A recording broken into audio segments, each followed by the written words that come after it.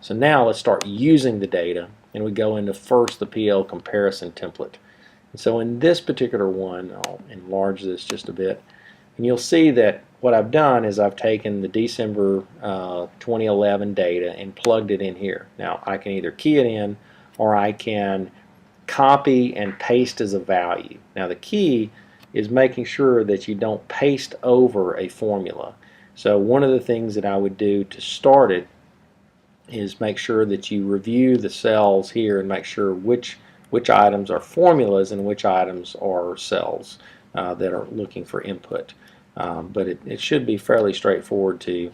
And so revenue is an input cell, cost of goods sold is input, direct labor is an input, these 5 items are input, and then these 3 items of depreciation, other income, and interest expense.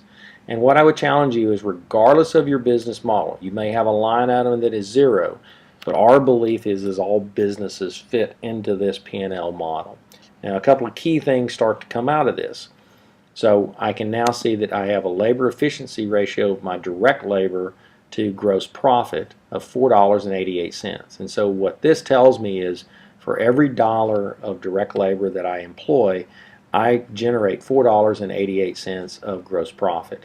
Once again, our focus here is on gross profit because this cost of goods sold that you're spending for materials and subcontractors, you're having to leave profit in the equation for the people who are spending that amount of money.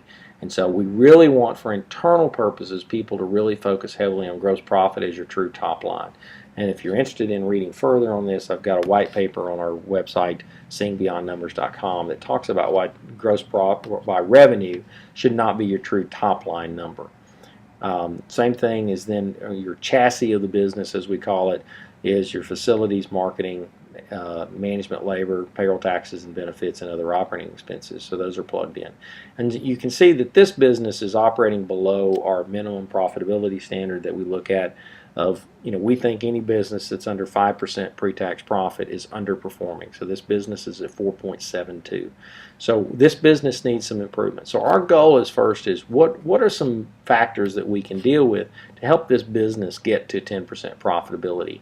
And revenue can't be our only solution. So we got to look at the mix of things. So first, I start off with estimating 2.5 million. Now the areas that I have highlighted here are kind of a quick reference point of these are cells that need input, and if in the forecast area, if it's not a highlighted cell, then that means look at the formula and see where it's being driven from. And so in this case, I plug in 2.5 million, and gross profit is calculated by keying in its gross profit percentage. So in this business's case, they felt like they were a little sloppy on their gross profit percentage, and they were not as tight on managing materials or subs, and they felt like that they could get some additional percentage points out of their gross profit. So that's good. Really, from a direct labor standpoint, unless you're really not managing your labor very well, you're not as likely to get a whole lot of improvement on your direct labor efficiency ratio, but you definitely don't want any degrading of that number. And so in this case, they're shooting for a 5, and they have belief that they can get there.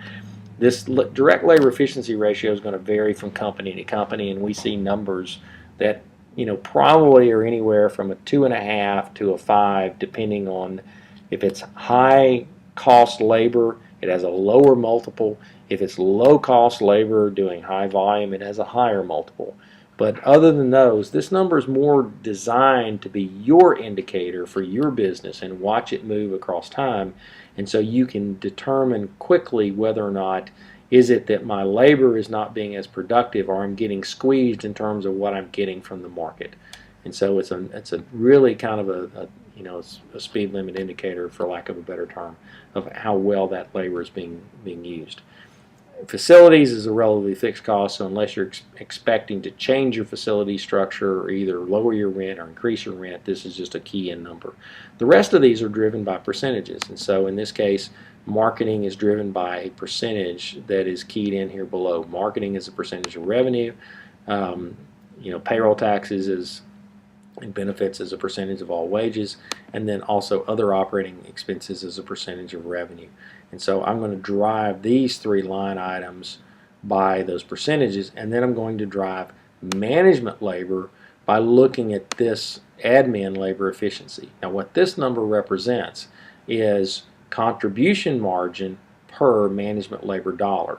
And so this is an important distinction, because what you're really attempting to do here is make sure that I want to hold my management labor accountable. If I increase management labor from 131 to 175, I want to see some measurable increase up here. And so in this case, not only did they feel like they can maintain the 3.39, they improved it to 4.0. I'll tell you, from breaking down hundreds of businesses and looking at these ratios for those, we feel like that this is the key to profitability. There's generally far more capacity availability of your management team to manage more business than there is in getting more labor efficiency out of your direct. But each business is individual, so the key is you've got these measurements now to compare yourself. So once we developed this, we looked at it and said, okay, well, here's a way that I see how I can get to 10%. And so now I've got to go operate and then see if I can get there. Now, one of the things, though, is, well, maybe I may be guessing that I can get to 2.5 million or not. Don't know if I can or not. But at the end of the day, I need to also look at this minimum acceptable target, my target, and then the stretch. And so I set the minimum at close to the previous year's net income, improved margin a bit, kept the labor efficiency ratio there, and then kept the management labor efficiency ratio here. And so you can see that kind of the minimum gets me back to about where I was, which is not very acceptable. And then one other thing here, I did not, let me copy these over. So these should be the same numbers. And so I'm looking at 5.75%. That's slightly above our minimum acceptable profitability. We say that if you're at 5% or below in profitability, you're on life support. So this minimum acceptable is you're pretty close to life support, and we would really highly recommend, that business, looking to start, squeezing a little more profitability out of that business. As a matter of fact, I would probably even look in this business, to try to get them in a little better labor efficiency ratio, of probably closer to the 4 there on the management labor, so probably a 3.9. And you can see how that number changes to say, in a sense, what I want them to do is hold management labor constant until they achieve performance. So now with those minor changes, you can see I'm now up to 6.47%. So then we look at target performance. So this is really more my target, so I try to mimic this one in my target performance, and that gets me close to 9%. So in this case, I'm probably saying, well, I probably will do 4 here. So that does get me back to the 10.14. So I like that for my target. And then I want to stretch a little bit. I want to get a little bit better, so I'm going to make this one a 4 as well. And we're getting closer to, we generally like to see close to 13 to 15% pre-tax profit here. And so they've increased revenue again, increased their margins again, keeping in mind I'm not really raising this labor efficiency because I'm not really sure that is probably not as likely to be possible. But I should be able to continue to get labor efficiency here, and possibly even more than that. So from that standpoint, you're driving these future numbers, and in here we're generally keeping these numbers constant. Now, a couple of things. Marketing as a percentage of revenue is more of a discretionary decision-based spend. You're going to decide to spend money on marketing, not forced to spend money. Payroll taxes and benefits as a percentage of wages is pretty much a historical number, and that number shouldn't change dramatically unless you change your benefit structure. Other operating expenses, kind of that bucket. People are going to think that number is going to stay constant. In reality, we like to budget it as a variable and then let you beat it in final performance, rather than guessing that you're going to be able to add revenue without that number changing. So that's really kind of the process of setting your plan on an annual basis.